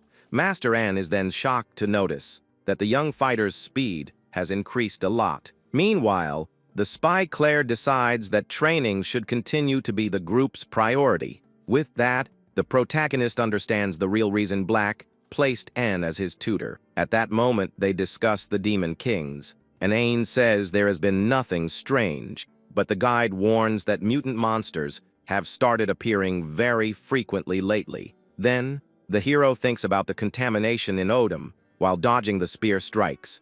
The young man then wonders how much the former demon king knows about all this confusion. Suddenly, the master's eyes widen as he is caught by surprise by a maneuver from the hero. With a clenched fist, the young man hits the opponent's weapon, showing his recovered strength. At that moment, a blast of wind hits the clearing, creating a whirlpool of pure energy. The warrior in blue moves quickly so as not to be dragged away by the hero's gale.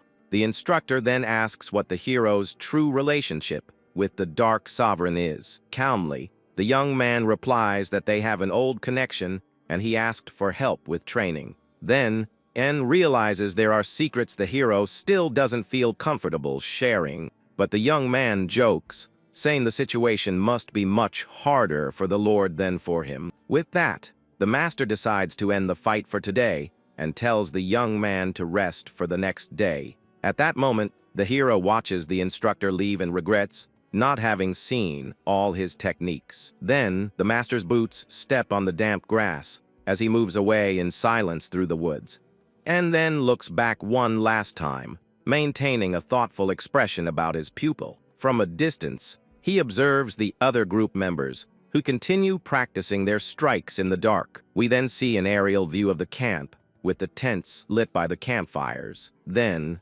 Garen comments on being the only hero who carries alcoholic drinks in his inventory. With an ironic look, the redhead Songwa asks why the warrior took so long to get back. Claire then justifies that she went far away for privacy and complains about the lack of bathrooms. With that, the arrogant blonde guy states that he likes the world, but admits he misses his smartphone. At that moment, the big guy says that on Earth there were too many rules, and he prefers the freedom. As soon as the sun rises, the forest reveals its beauty with the trees covered by the morning light. Then, a sharp blade pierces the skin of a wild beast, splattering red fluid over the grass. Then, the heroes of Tania emerge victorious over the bodies of the mutant bears they defeated. But the protagonist lets out a sleepy yawn, and Ain reprimands him for overdoing the night training. With arms crossed, the young man says he had fun, and the master tells everyone to stay on alert. Suddenly, the blonde guy shouts, calling the rookie, and the peaceful atmosphere is broken by his rudeness. The warrior Garen then angrily questions how long the young man plans to stay only in the rear. Garen, taunting the rookie, says that if he works hard, the group's job will be easier. Then, the blonde guy points to the woods and warns that the young man's only function is to serve as a shield. But the protagonist stares at the fellow with a look of boredom, unfazed by the lack of manners. At that moment, The hero begins to stretch while In suggests he rest a bit. With a hand on the instructor's shoulder, the young man announces he's going to fight now to wake up his body. Then, the brute in armor tells the rookie to get moving already if he wants experience. Then, the tip of the spear begins to glow brightly with a blue energy that lights up the clearing. The hero grips the weapon firmly and warns he won't go easy on the creatures like the master. With an ironic smile, the warrior Garen grumbles an insult upon seeing the boy's audacity. From a distance, we see the dense forest, and the sound of birds fleeing indicates the fight is about to start. Then, a bear's giant paws hit the ground, and the hero explains how the weapons work. A giant beast then jumps toward the young man, who shouts in surprise while preparing for the hit. Calmly, he thinks that he must relax his body and hold the weapon in a light and agile way. At the exact moment of the attack, the young man delivers a horizontal cut that hits the monster's chest. Then, he spins the spear between his fingers with incredible dexterity, showing his control. The hero maintains total focus on the fight while observing every movement of the creatures in the woods. Then, the young man applies all his strength to a downward strike that generates a trail of blue light. With a quick and analytical look, the protagonist seeks any weak point in the defense. Then, the bears roar in anger, and the young man reflects that keeping distance is the secret to winning. He slides under the beast's claws and explains that he chose the spear against large targets. The hero states that there is no better tool to compensate for the lack of physical strength in the fight. At that moment, he puts mana into the tip of the weapon to be able to pierce the beast's thick hide. With a circular movement, the young man cuts the air again, hitting another enemy that was approaching. Then, the creature lets out a whimper of pain as it falls heavily to the ground after the blow. The hero then thinks that when the enemy stops moving, it's the right time to attack their vital point. With a battle cry, the young man strikes the bear's neck, and red fluid splatters everywhere. But another beast appears from behind, and the hero complains about the dangerous situation while defending himself. The young man uses the spear's handle to block the advance, but ends up being pushed back by the creature's strength. Then, he grinds his teeth and admits that the size of those monsters really lives up to the reputation. The hero then jumps over the enemy's head and plants his weapon, with everything to end the threat. With an acrobatic leap, the young man flies through the air and observes the battlefield from above. As soon as he touches the ground, the dust rises, and the young man prepares for the next wave of attacks. Thoughtfully, he comments that the situation would have been terrible if he hadn't managed to get away in time. From above, we see the monsters advancing, and the hero admits they are more resistant than he thought. Then, a white blur crosses the scene at high speed, indicating that the fight has accelerated. The giant bear then runs toward the hero with its mouth open, ready to devour him. With a strong glow, the young man executes a transverse cut that slices the monster in half. Then, the beast disintegrates into purple particles, while the protagonist runs toward the rest of the pack. From a distance, the group observes, and Garen comments that the rookie isn't so bad and still has energy. But the blonde guy suggests waiting a bit longer, because he believes the boy will cry for help. The hero jumps again toward danger, while preparing an aerial attack with his spear. Then, we see the monster's eye glowing in a sinister purple tone, indicating the corruption. The young man then pierces the beast's skull with a beam of blue light that goes through the animal. The bear lets out a final terrifying roar, and the hero stays calm before the messy scene. At that moment, the young man concentrates his mana on the weapon, and a bluish aura involves his whole body. With a look of determination, he points the sharp tip at the next target staring him down. The protagonist then hits the center of the enemy's forehead, firing a discharge of energy. Then, a powerful gale arises in the place, creating a tornado that throws the bodies far away. The hero takes a deep breath to catch his breath, and the wind blows his hair during the short pause.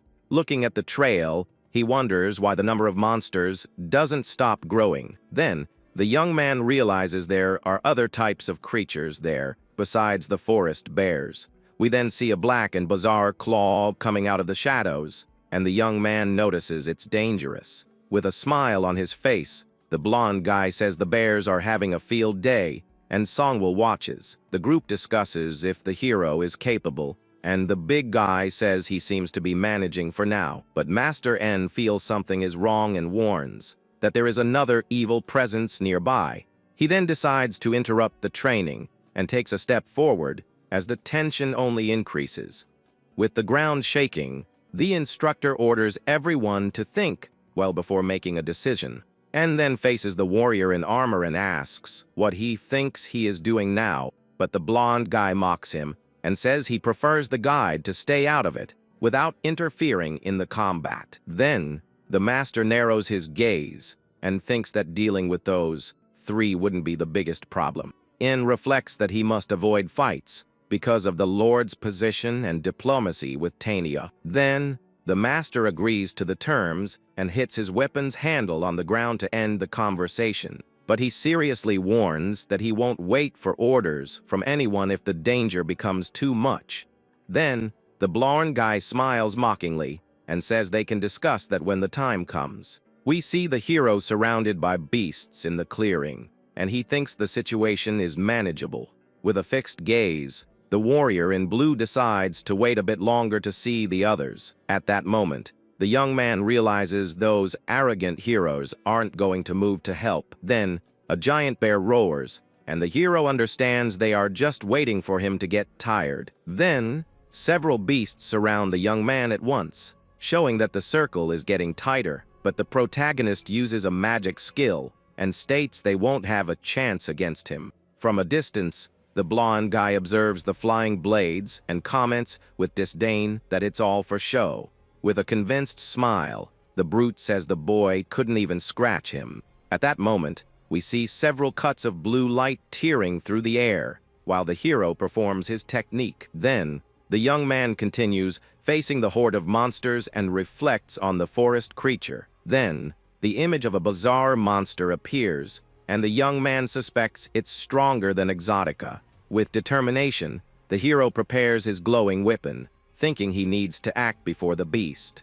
At that moment, the hero tries to turn that fight into an individual duel while slicing the beasts. Meanwhile, Claire asks why the blonde guy hates the young man so much if he hasn't done anything. Then, Garen scratches his head and replies there isn't a real reason besides the young hero's face. With a close-up on the protagonist's face, we see his serious look that seems to bother Garen. At that moment, we notice the blonde guy feels provoked just by the calm way the young man stares. The brute then admits that the hero's attitude simply makes him very irritated. With that, the bodies of the defeated monsters begin to dissolve into purple smoke across the field. The young hero lets out a deep sigh to concentrate and recover the energy from the fight. Suddenly, a giant paw crushes the ground, kicking up a lot of dirt and stones in that woods. At that moment, the hero glances to the side upon feeling an overwhelming pressure behind him. A colossal and dark beast then appears roaring,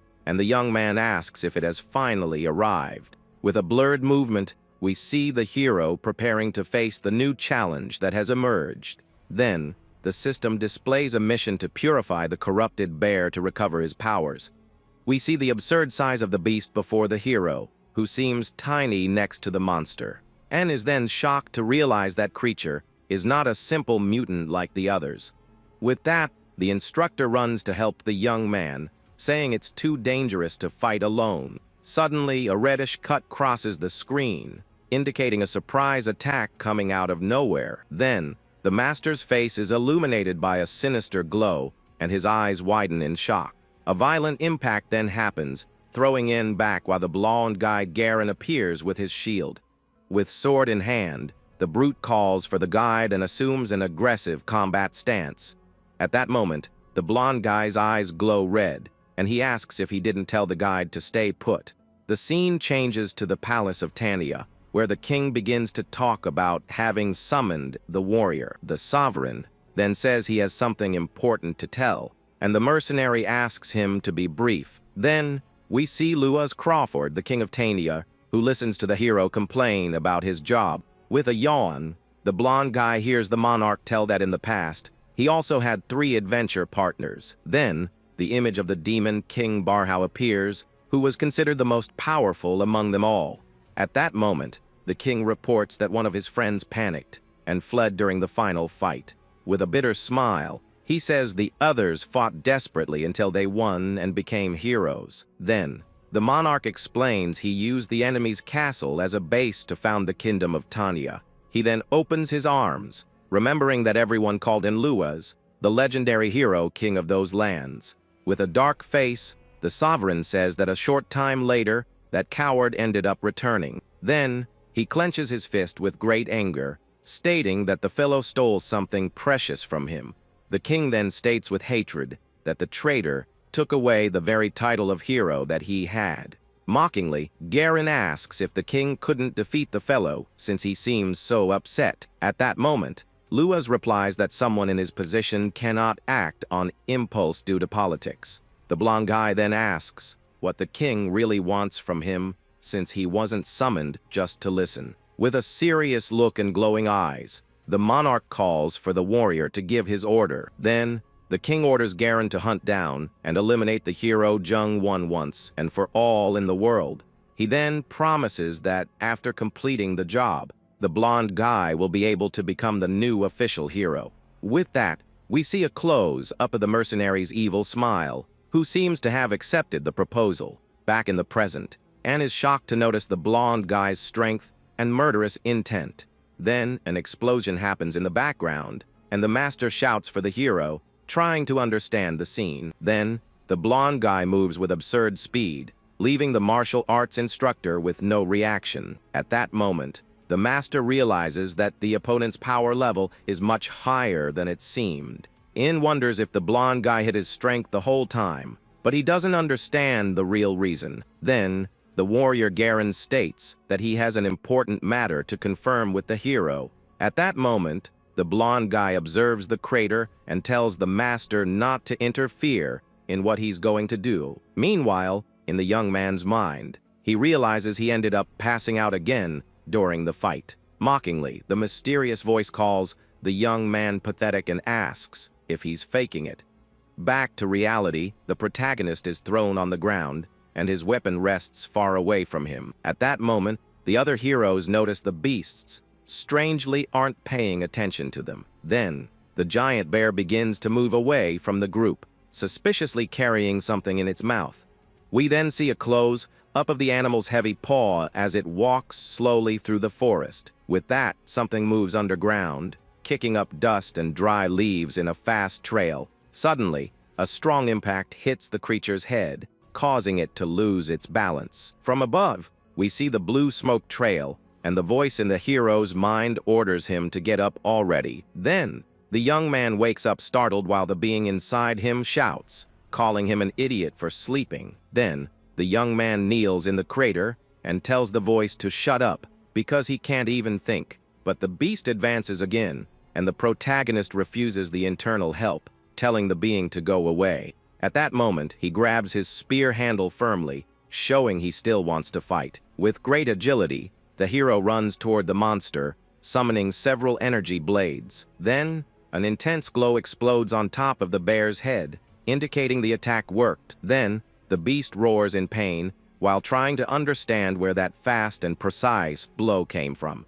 But the hero notices the creature suffered almost no real damage and gets very worried. Suddenly, the monster attacks with its giant paw, and the young man lets out a warning shout on the spot. With the impact, the ground explodes next to the young man, who moves like a blur to escape the claws. Then, the hero's boots slide through the dirt while he seeks to recover his balance. The protagonist then decides he must act immediately before the bear prepares a new attack. At that moment, the beast's paw crushes the ground where the hero was, and he escapes by very little. With that, the young man spins his weapon frantically and wonders how the creature switches targets so fast. Then, he steps firmly on the grass to gain momentum and jump far from the danger zone. The young man then summons a powerful gale to try and destabilize the giant monster in the woods. But a cloud of dust covers the hero's vision, who gets confused with what just happened. Suddenly, the bear's attack hits the air, creating a shockwave that makes everything shake. From a distance, we see the beast fallen in a crater, and the hero positions himself for the next charge. Then, the young man admits the opponent's strength is incredible, and he almost fainted without the wind. Then, the corrupted bear snarls with anger while slowly getting up to continue the attack. With a deafening roar, the creature opens its huge mouth before the hero, who looks tiny. At that moment, the warrior Claire alerts Garen, saying that things seems to be quite deadly. But the blonde guy tells her not to worry, because he's already come up with a plan to handle the situation. Then, Songwoo asks if the plan is to run away, but the brute refuses to abandon the experience. The mercenary then states he will bring down the bear, but needs to confirm the young man's identity. With that, the beast lets out a bizarre screech while advancing again against the protagonist on the trail. Then, the hero realizes the creature's skin is too thick to be hurt by normal attacks. He then reflects that even his wind magic can only slow down the animal's movements. At that moment, the monster's sharp claws glow under the daylight, indicating a strong blow. With a shout of effort, the young man tries to hold back the beast's advance while the dust rises. Suddenly, the instructor N crosses the woods at high speed to intervene in the mortal fight. Then, the master performs a glowing cut with his spear, hitting the bear with precision. The creature then retreats after the strong impact, and Ain positions himself in front of the hero to protect him. With a focused look, the guide observes the monster, which continues snarling and emanating black energy. The master then asks if the young man is okay, and the young man truly thanks him for the help. At that moment, the bear then charges at them, and the instructor warns that normal blows will not be useful. At that moment, Anne tells the young man to retreat while he prepares one of his earth skills. With that, he summons the power of the ground, shouting the name of the earth wall technique for everyone. Suddenly, an enormous wall of rock rises from the ground, blocking the animal's path. Then, the monster hits the barrier and falls onto its back on the grass, after the shock against the stones. The hero is then impressed by the size of the technique and questions the use of the magic wall. At that moment, the young man asks about Anne's connection with maracas, but he promises to explain. With a serious tone, the guide states they need to go back and inform the Lord about this monster. Then, the young man admits he would also like to run away but realizes the wall won't hold. The hero then looks back and doubts that escaping is really a viable option at that moment. With that, he observes the Tanya trio standing still and realizes they aren't going to help in the battle. At that moment, we see the monster's paws starting to move again, and the system questions what will be done. The hero asks what the bigger burden is, facing that bear or protecting a weak hero. Then, the corrupted bear lets out a terrifying grunt while recovering from the impact of the wall. We see a close-up of the beast's sharp jaws, which seem ready to devour everything. With sweat trickling down, the master admits the choices were made without their input. At that moment, the creature roars with anger, and the instructor in blue says he will provide support. Suddenly, an explosion of earth happens when the monster hits the ground with violence. Then, the warriorine slides back, trying to maintain a defensive stance against the beast. But the young man is also pushed by the force of the impact while trying to hold his spear. The protagonist then faces the giant animal while his tutor observes the movement behind. With that, the young man opens his item menu to check what he still has in his inventory. At that moment, the hero runs at high speed, holding his glowing weapon to attack the monster. Then, he thinks that his only role now is to create openings for Master N to hit the target. The young man's boots then kick up dust while he performs a quick dodge maneuver. With a focused look, the instructor in blue prepares to deliver a fatal blow with his spear. At that moment, he attacks the bear with a fast sequence of thrusts to drain the beast's life. We then see the corrupted monster's face with its eyes glowing in a sinister purple tone. Then, the beast lets out a powerful roar that shakes the trees around the fighting clearing. With that, and hits the enemy's head repeatedly, trying to pierce the thick shell. At that moment, the master observes the young hero running far away and the battle becomes intense. But the young man shouts, warning that his attacks are not causing any damage to the creature. The guide then orders him to keep pressing the target, because it's the only chance they have to win. Then, the beast's giant paw descends toward the master in a movement of pure destruction. With a white flash, the impact happens and kicks up a cloud of earth, hiding the two. At that moment, En performs an acrobatic spin in the air to escape being crushed by the claws. The instructor then lands and already prepares his weapon for a new counter attack against the bear. With determination, the master orders the earth to rise again to trap the monster's paws. Then, the stone wall emerges, hitting the beast's chin with a force meant to break bones. The monster then begins to bleed from the mouth, while letting out a screech of pain from the blow. At that moment, we see the creature's claws dug into the ground as it tries to stand up.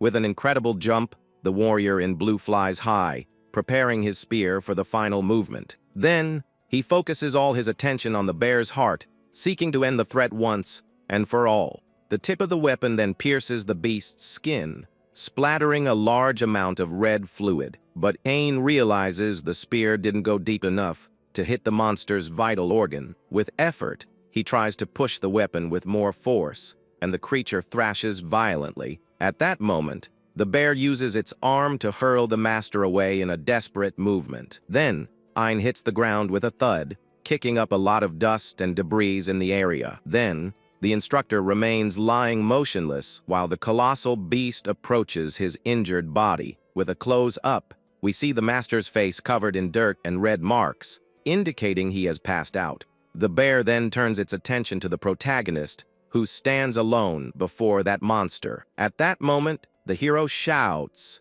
desperately for his tutor's name upon seeing he's not moving. With that, the young man decides he needs to defeat that thing fast to save En's life. But he quickly realizes that fighting alone, he won't have enough strength to defeat the monster. Then, the young man looks to the side, seeking support from the other group members who came along. He then sees that the tiny heroes remain standing in the same place, just watching the massacre. At that moment, Garen lets out a sarcastic smile, showing he is enjoying the suffering. With that, the protagonist is shocked and filled with great anger, realizing the blonde guy's cruelty.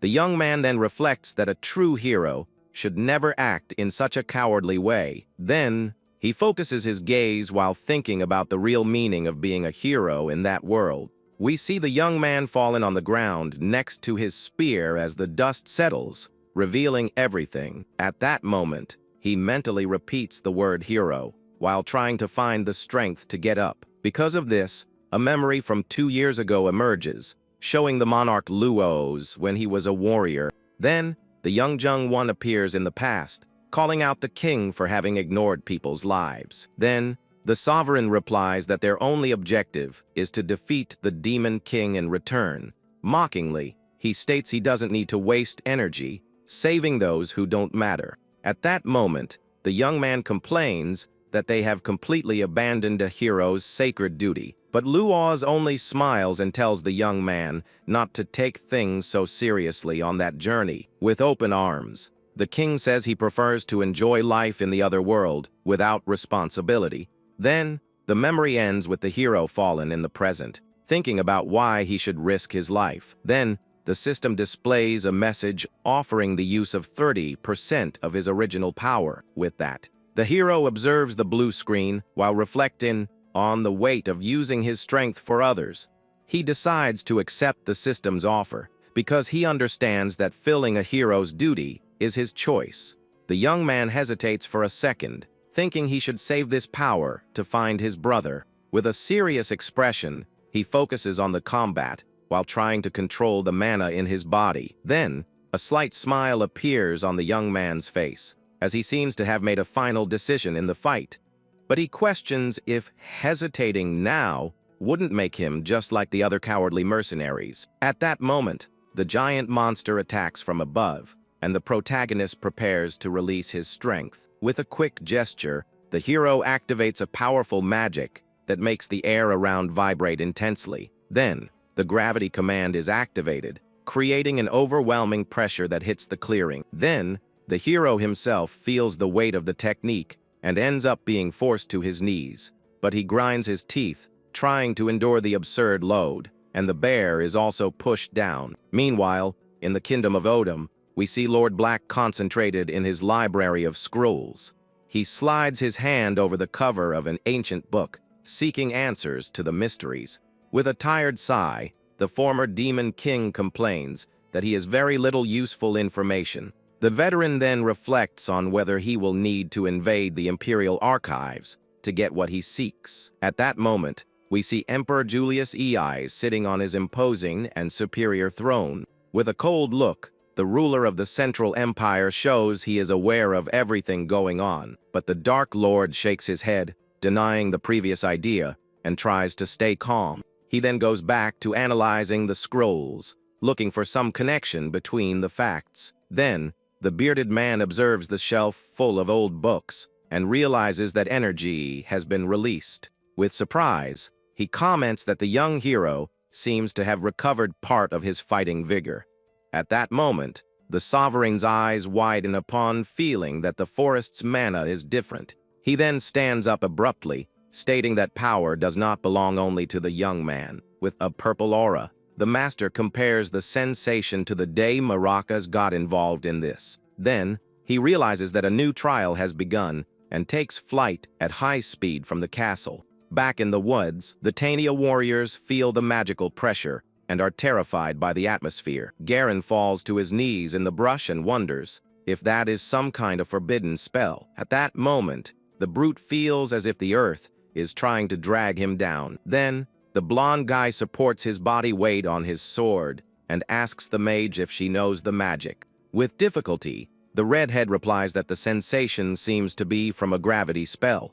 They then realize the effect reached the group, even though they were quite far from the bear. At that moment, everyone looks up and notices a mysterious silhouette floating in the blue sky. Then, the corrupted monster is crushed against the soil, and the hero also struggles not to be destroyed. The young man tries to stay conscious under the weight and realizes the strength of that magic is lethal. With that, he remembers the promise of divine protection and understands the supreme god didn't lie. Suddenly, a familiar voice calls for the older brother, making the hero's heart race. Then, the protagonist observes the hooded figure and wonders if that guy is his brother Yoon. With an ironic smile, the stranger mocks the situation and asks if the gravity is in the way. The hooded person then extends his hand and orders the young man to approach, so he can finish the job. At that moment, the bear's vital energy begins to be drained in a bizarre way by the stranger. Then, the beast body disintegrates completely, and all the corrupted mana is absorbed. We see from above the trail of destruction left by the technique, and the hero watches without reacting. With a hand full of purple particles, the figure shows he has total control over the darkness. The stranger then clenches his fist and feels the power flowing through his veins with pure malice. Then, the stranger makes a swallowing gesture, indicating he devoured that beast's soul. With a satisfied air, the fellow comments that the flavor of that energy is still excellent to him.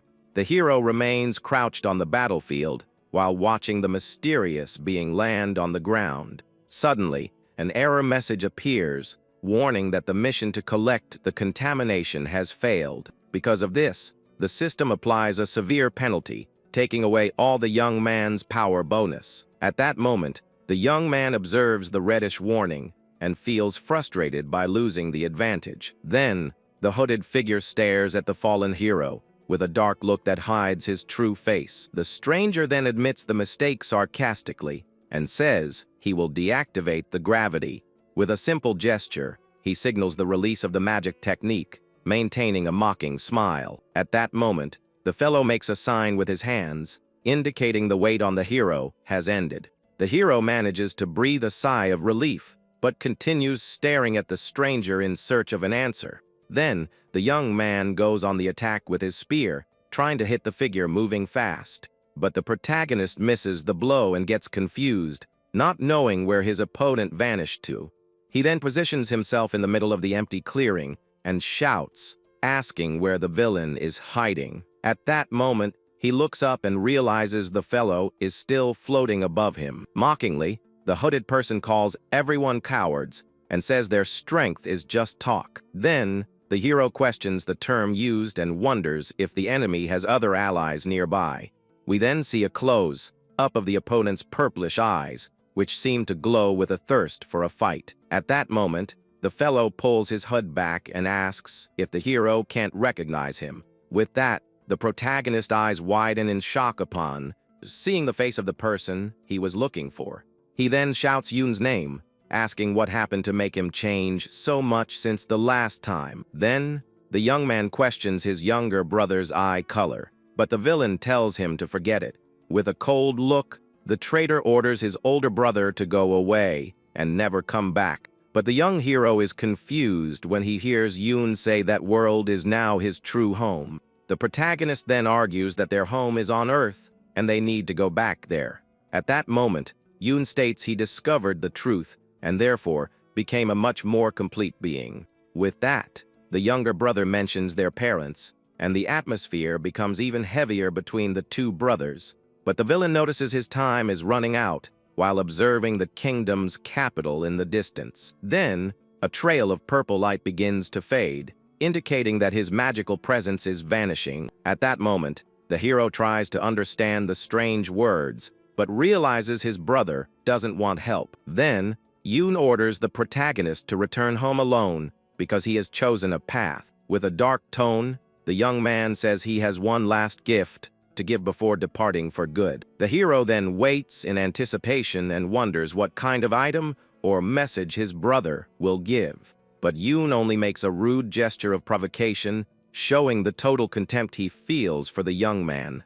Suddenly, a discharge of blue energy hits the ground, creating a giant crater in the forest. Then, Lord Black appears attacking while Yoon disappears, saying he hopes to never see the hero again. With that, the villain lets out a wicked laugh and calls the hero an idiot for arriving too late.